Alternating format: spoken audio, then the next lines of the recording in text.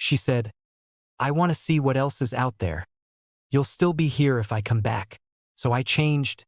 His name was Marcus, and he lived his entire life trying to be the kind of man his grandmother would be proud of. He held doors open, said, "Yes, ma'am," and "No, sir," worked hard, paid his bills on time, and treated people with respect even when they didn't deserve it. He wasn't flashy or loud, didn't need to be the center of attention at every gathering, and he measured his success not by what he owned but by the quality of his word. For 32 years, that had been enough for him. Then he met Simone, and suddenly, being enough became a question he asked himself every single day. Hello friends, before I continue the story, please support the channel by becoming a subscriber and giving the video a like. Also, let us know in the comments where you're watching right now. They met at a community event in Oakland, one of those black business expos where local vendors set up booths and someone's auntie is always selling sweet potato pie by the slice. Marcus was there supporting his cousin who just launched a natural hair care line, and Simone was there with her girls, taking selfies near the DJ booth and laughing too loud at jokes that probably weren't that funny. She had this energy that filled a room, magnetic and chaotic, like a lightning storm you couldn't look away from. When she smiled at him across the crowd, he felt something shift in his chest, something he hadn't felt in years. They talked for 2 hours straight, right there between the shea butter samples and the incense vendor. Before the night ended, she'd saved her number in his phone under "Your Future Problem." He should have paid attention to that.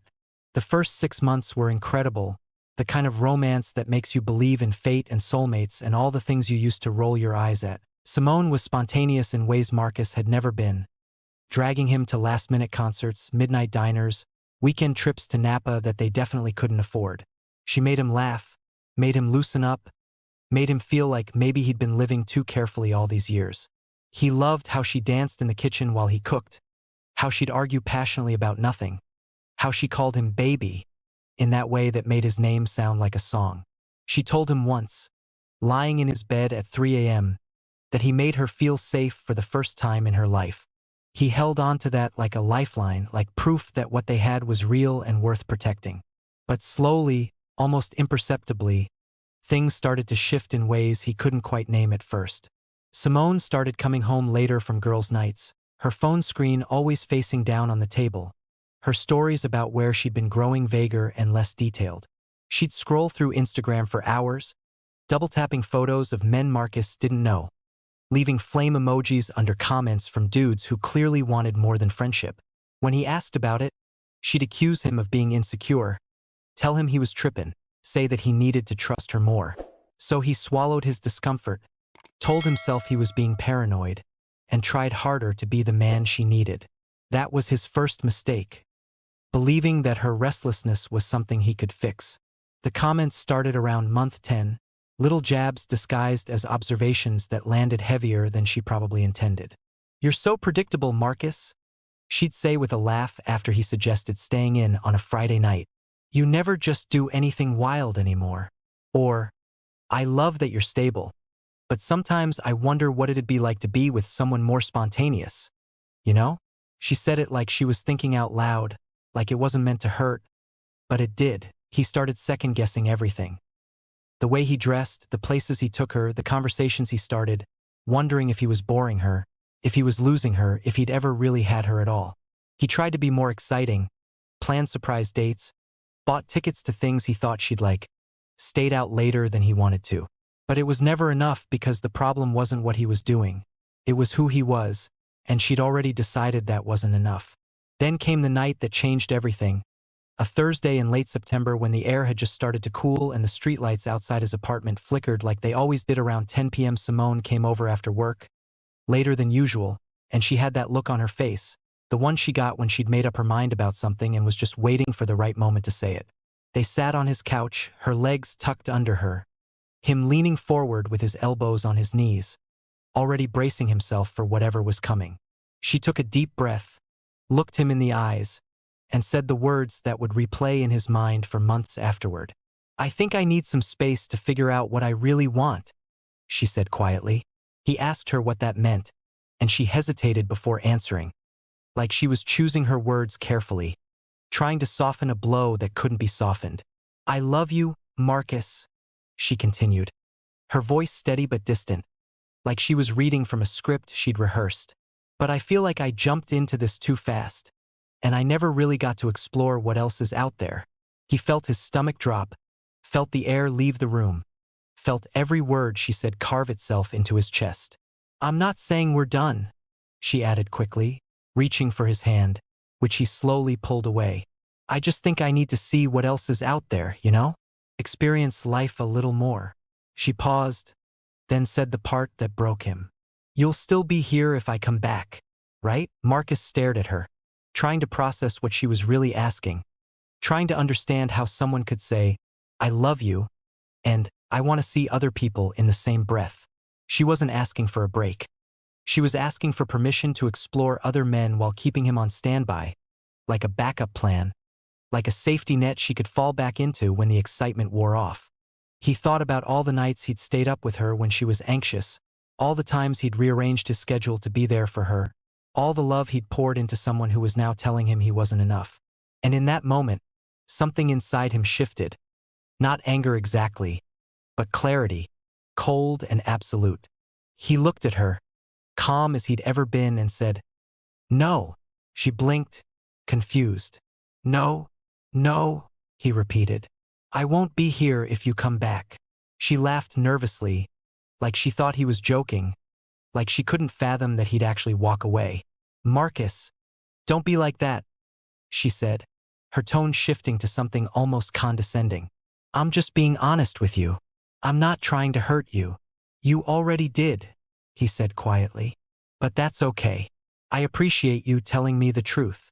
She stared at him, waiting for him to change his mind, to beg her to stay, to fight for her the way men did in the movies she loved. But he didn't. He just stood up, walked to the door, and held it open.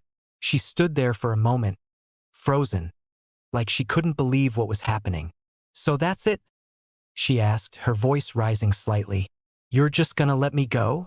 You already left, Marcus said, his voice steady. I'm just not pretending you didn't.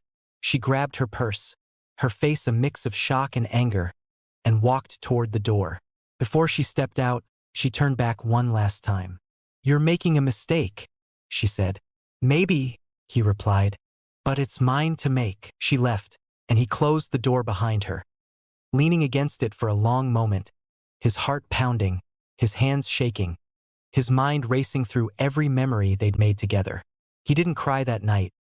He just sat in the silence of his apartment, feeling the weight of what he'd just done settle over him like a heavy blanket. The next morning, Marcus woke up with a strange sense of clarity, like he'd been holding his breath for months and finally exhaled. He didn't text Simone, didn't check to see if she'd messaged him, didn't spiral into regret or second-guessing. Instead, he got up, made himself breakfast, and sat on his balcony watching the sun rise over the Oakland hills. For the first time in almost a year, he felt like himself again. Not the version of himself he'd been trying to be for her, but the man he actually was. He called a locksmith that afternoon, not out of spite, but out of necessity. She still had a key to his place, and he knew that if he didn't change the locks, she'd assume the door was still open, that she could come and go as she pleased. By 3 p.m., the locks were changed, and by 5 p.m., he'd packed up everything she'd left at his apartment. Clothes, makeup, books, that stupid candle she bought that smelled like eucalyptus dreams or some nonsense. He texted her once, short and simple. Asterisk, your stuff is at your sister's. Take care. Asterisk, she didn't respond right away, and Marcus didn't wait for a reply. He went to the gym, worked out harder than he had in months, then came home and cooked himself a proper meal, jerk chicken with rice and peas the way his grandmother used to make it. He ate slowly, savoring every bite, realizing that he'd spent so much time trying to accommodate Simone's vegan phases and juice cleanses that he'd forgotten what he actually liked. That night, he slept better than he had in weeks. No arguments replaying in his head. No anxiety about where she was or who she was with. Just silence, deep and peaceful. The kind that only comes when you finally stop fighting a battle you were never meant to win. For about a week, there was nothing, no texts, no calls, no sudden appearances at his door. Marcus went about his life, working his job as an IT consultant, hitting the gym, catching up with friends he'd neglected while he was too busy trying to save a relationship that was already sinking. He even started reading again, something he used to love but had stopped doing because Simone always needed his attention, always had some crisis that required his immediate focus. He felt lighter, unburdened, like he'd been carrying someone else's weight for so long that he forgot what it felt like to just carry his own. But he knew Simone well enough to know that the silence wouldn't last, that eventually, reality would set in and she'd come looking for what she'd left behind. He just didn't expect it to happen so soon. Day 9. His phone buzzed with a text from an unknown number. *Hey, it's me. I've been thinking a lot. Can we talk? Marcus stared at the message, his thumb hovering over the keyboard, a dozen responses running through his mind. Part of him wanted to ignore it, to let the silence speak for itself, but another part of him knew that she needed to hear it clearly, definitively, so there'd be no room for misunderstanding. He typed back, *There's nothing to talk about. You made your choice. I made mine. He hit send and immediately blocked the number. He didn't need to see her response. Didn't need to get pulled back into the cycle of explanations and justifications and emotional manipulation that had defined the last few months of their relationship. He was done, truly done, and for the first time in his life he didn't feel guilty about it. But Simone, as he should have known, wasn't the type to accept rejection quietly. Within days, mutual friends started reaching out, some genuinely concerned, others clearly sent by her to test the waters. His boy Darnell called him one night, voice cautious. "Yo, man, I ran into Simone at the bar," he said. "She was asking about you." Marcus sighed. "What did she say?" "She said you cut her off without giving her a chance to explain, that you changed the locks and blocked her like she was nothing." Darnell paused. "That true? She told me she wanted to see other people and expected me to wait around while she did it," Marcus said flatly. "I wasn't about to do that." Darnell let out a low whistle. "Damn. Yeah, she left that part out." After that conversation, Marcus started hearing different versions of the same story from different people, each one painting him as either the villain or the victim depending on who Simone was talking to. To some, he was cold and unforgiving, a man who gave up too easily. To others, he was justified, a brother who finally stood up for himself. Marcus didn't care which version people believed because the only version that mattered was the truth, and he knew what that was. He also knew that Simone's need to control the narrative meant she was struggling, that whatever she thought she'd find out there wasn't living up to the fantasy she'd built in her head. And while he didn't wish her harm, he also didn't feel any responsibility to rescue her from the consequences of her own choices.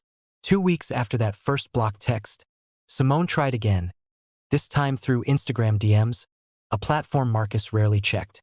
He saw the notification one Sunday morning while he was scrolling through his feed, for messages sent over the span of 3 days. The first one was casual, "Hey stranger." The second one was more direct, "I miss you." The third one was apologetic. "I know I messed up. Can we please just talk?"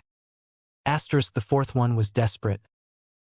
"Marcus, please, don't ignore me like this." He read them all, felt nothing, and archived the conversation without responding. He didn't owe her closure, didn't owe her an explanation, didn't owe her anything. She had asked for space to explore, and he'd given her all the space in the world, permanent space.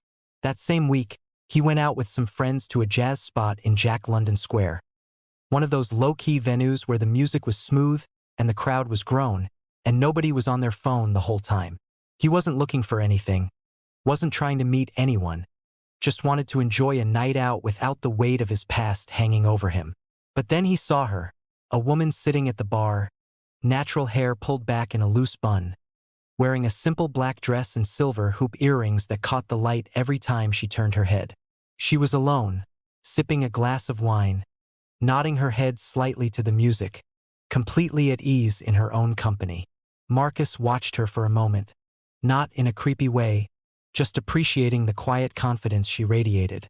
And before he could talk himself out of it, he walked over. "Is this seat taken?" he asked, gesturing to the empty stool beside her. She looked up, smiled, and said, "It is now."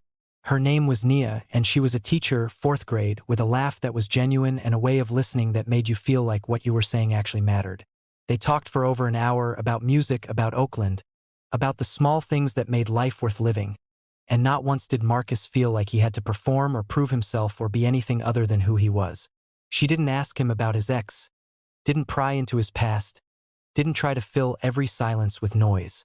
She just existed comfortably in the moment, and that, more than anything, told Marcus that maybe he was ready to start letting someone new in. They exchanged numbers before the night ended, and when he texted her the next day, she responded within minutes. No games, no drama, just easy conversation. Meanwhile, Simone's attempts to reach him escalated in both frequency and desperation. She showed up at his apartment one Saturday afternoon, buzzed his unit from the lobby, and when he didn't answer, she called him from the front desk phone, her voice shaking. "Marcus, I know you're home," she said. "Please, just give me 5 minutes." He hung up without responding, and a few minutes later, his phone buzzed with a text from the building manager. Asterisk, "Someone here says she's your girlfriend. Should I let her up?" Asterisk, Marcus replied immediately. Asterisk, "She's not. Please ask her to leave." Asterisk, he watched from his window as she stood outside the building for another 10 minutes, pacing, checking her phone, wiping her eyes, before finally walking away. He felt a pang of something, not quite sympathy, not quite regret, just a dull ache for the version of her he'd fallen in love with, the one who probably never really existed. By the time a month had passed, Marcus had settled into a new rhythm, one that didn't revolve around Simone's moods or needs or endless capacity for drama. He was seeing Nia regularly now, nothing serious yet, just dinners and walks and long conversations that stretched into the early morning hours. She knew about Simone, not all the details, but enough to understand that he was still healing, still rebuilding, and she didn't push him to move faster than he was ready to. That patience, that respect for his process, meant more to Marcus than she probably realized. It reminded him that love didn't have to be a battlefield, that the right person wouldn't make you feel like you were constantly fighting for your worth. With Nia, things just flowed naturally, easily, like they were supposed to. Then came the email, long, rambling, full of apologies and explanations and promises to do better. Simone had found his work email somehow, probably through LinkedIn, and sent him a message with the subject line, "I finally understand." Marcus almost deleted it without reading, but curiosity got the better of him, so he opened it. She wrote about how she'd been going to therapy, how she'd realized that she'd sabotaged the best thing in her life because she was afraid of being vulnerable, how she'd dated other people and realized that none of them compared to him. She wrote about how she understood now that safety wasn't boring, that stability wasn't weakness, that love wasn't supposed to feel like chaos. She ended the email with a plea. Asterisk, "I'm not asking you to take me back right away. I just want a chance to show you that I've changed. Please, Marcus, don't give up on us." Asterisk, he read the whole thing twice, then closed his laptop and went for a run. As he ran through his neighborhood, past the murals and the corner stores and the old men playing dominoes outside the barbershop, Marcus thought about everything Simone had written. He believed that she was sorry, believed that she probably had learned something from losing him, believed that therapy might actually be helping her grow. But none of that changed the fundamental truth. She had looked him in the eyes and told him he wasn't enough, had asked him to wait while she searched for something better, had treated his love like a consolation prize. And no amount of therapy or self-reflection or tearful apologies could undo that. She had shown him exactly who she was in that moment, and he had chosen to believe her. Now, she was asking him to forget what he'd seen, to pretend it never happened, to give her another chance to hurt him. Marcus wasn't interested. When he got back to his apartment, he sent her a response, short and final. Asterisk, "Simone, I appreciate that you're working on yourself, and I genuinely hope you find what you're looking for. But I'm not it. I've moved on, and I need you to do the same. Please don't contact me again." Asterisk, he hit send, then blocked her work email, her personal email, and every other avenue she might use to reach him. He didn't do it out of anger or spite, but out of self-preservation, because he knew that as long as she had access to him, she'd keep trying, keep pushing, keep hoping that eventually he'd cave.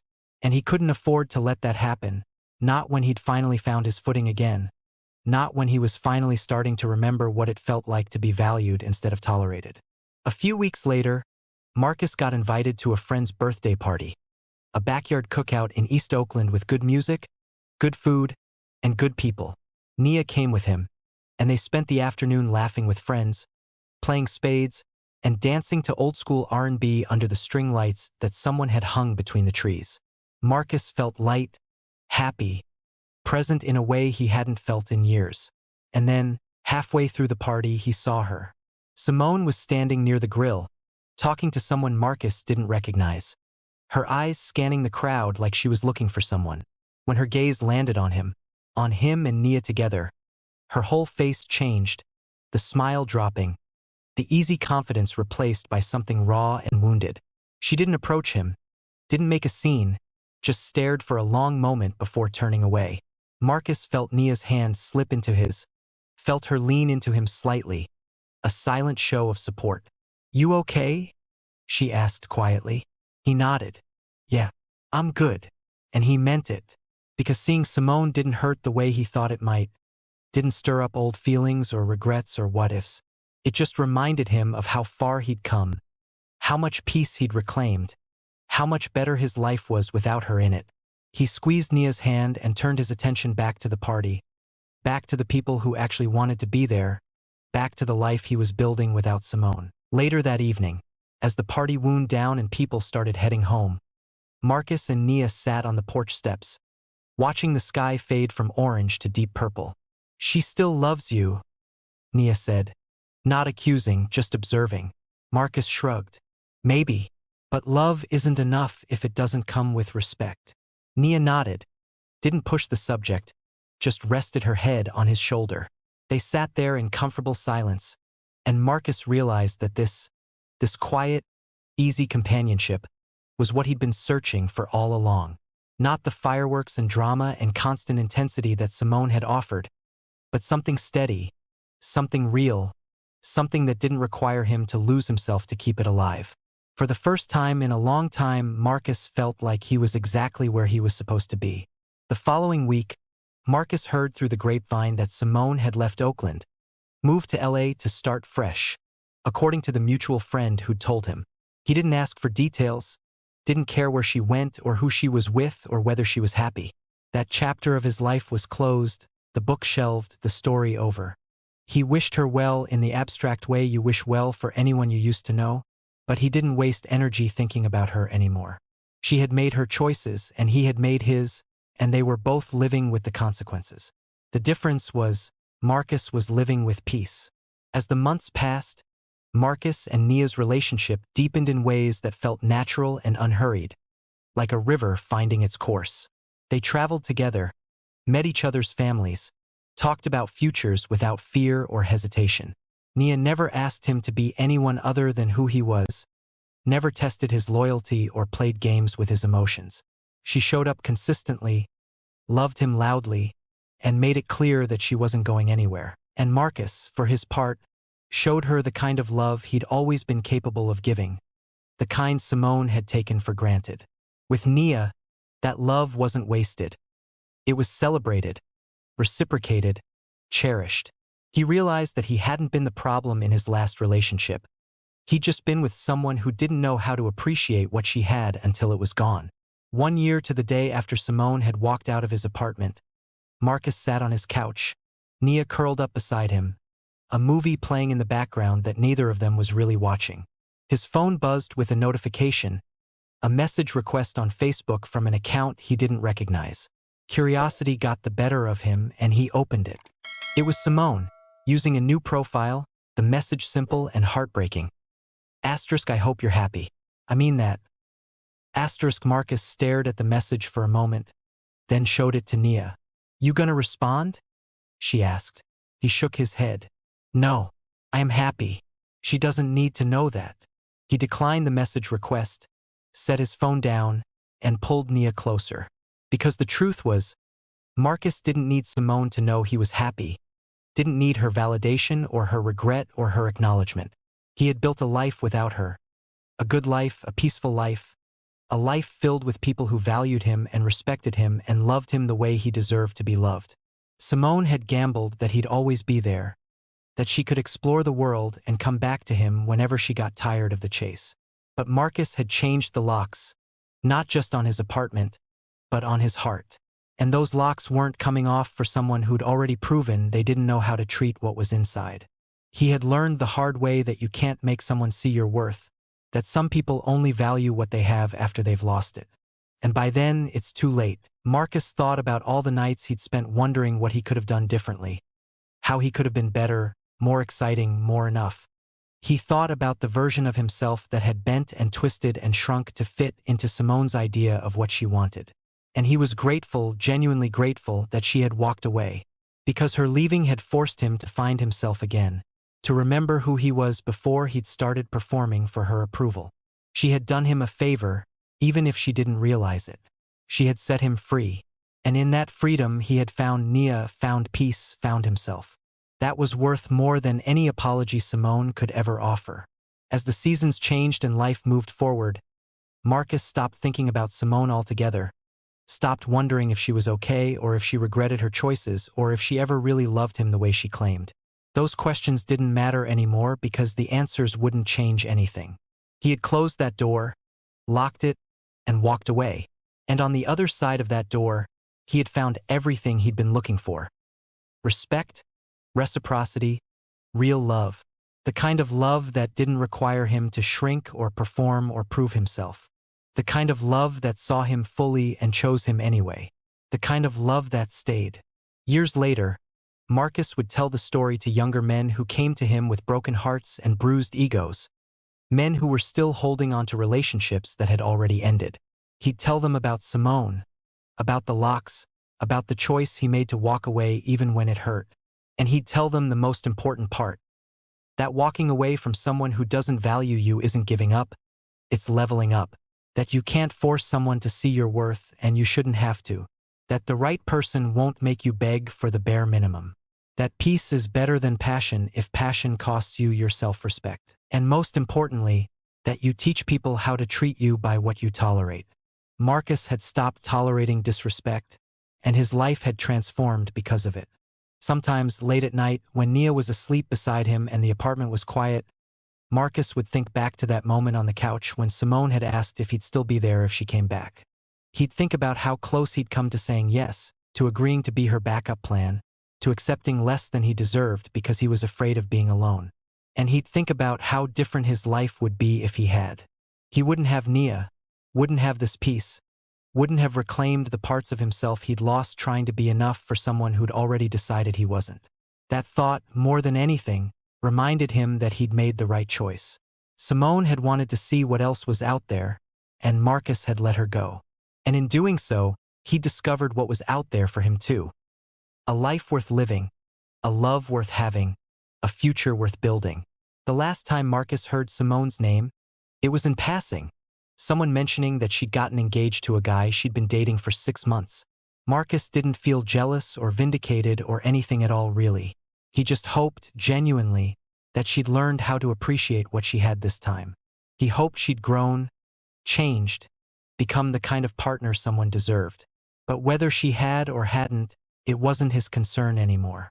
His concern was the woman sleeping beside him, the life they were building together, the future that stretched out before them full of possibility and promise. That was his focus now, and nothing from his past could pull him away from it. He had changed the locks for a reason, and they were staying changed.